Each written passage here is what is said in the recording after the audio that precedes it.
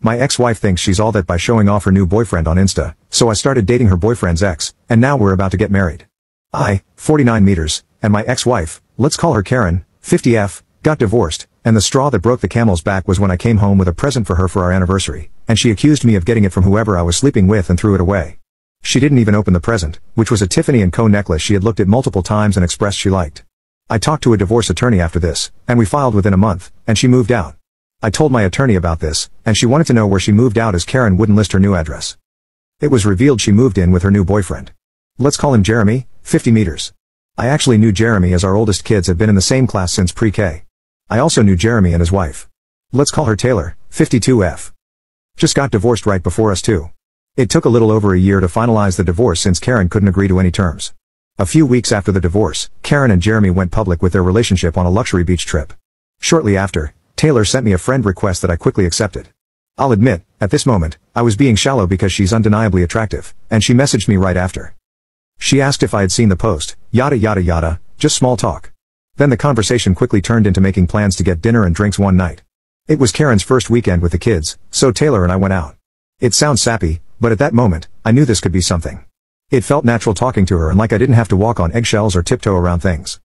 She was the first person to actually look at me while I'm talking, and we agreed on almost everything. I invited her over after we left, and we had a few more drinks and watched a sappy love movie, having so much fun making fun of how unrealistic it was.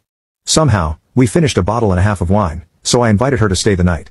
She offered to sleep on the couch, but I told her she could sleep in the bed since I still wasn't sleeping well because I wasn't used to sleeping alone. The next morning, I made us breakfast, and we agreed that we should do this another time and that it was great. As we were eating, Karen texted me that she was down the road to drop the kids off. Taylor rushed to get dressed and left. It felt terrible making her leave like that. And, of course, the first thing Karen asked about was if she saw Taylor's car coming down our road. I told her nope, and she dropped the kids off and left. That was 4 years ago. And shortly after that, Taylor admitted to me that she wanted a relationship, and I said yes. We kept it private all this time because it's really no one's business to know as long as we were happy together.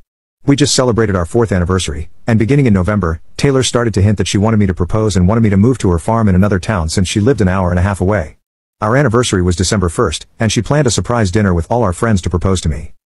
I couldn't believe that she really did all this for me. All our friends were incredibly supportive and agreed that we seemed happy together and deserved to be happy with each other. The next day, I made a post that we were engaged. This was the first post about Taylor and me on each other's page. Right after the post, we started to get calls, text, and Facebook messages from Jeremy's family, Karen's family, and Jeremy sent a long message to Taylor saying he couldn't believe we would do this and didn't check with him first. He said how insensitive it was to get engaged when we knew him and Karen were on a break because of the fighting. She ignored all his messages. That is, until we both got messages from my family saying we were crappy people for getting engaged in spite of Jeremy and Karen and how they no longer wanted to see my kids and wouldn't be attending the wedding. Taylor started to help me sell my house since she also works for a real estate company. We packed all my stuff up, sold all the furniture, and moved me into Taylor's house. I left my job and was actually able to get a job at her company as a salesman. She has 2 sons who treat me very well, and while they don't call me their dad,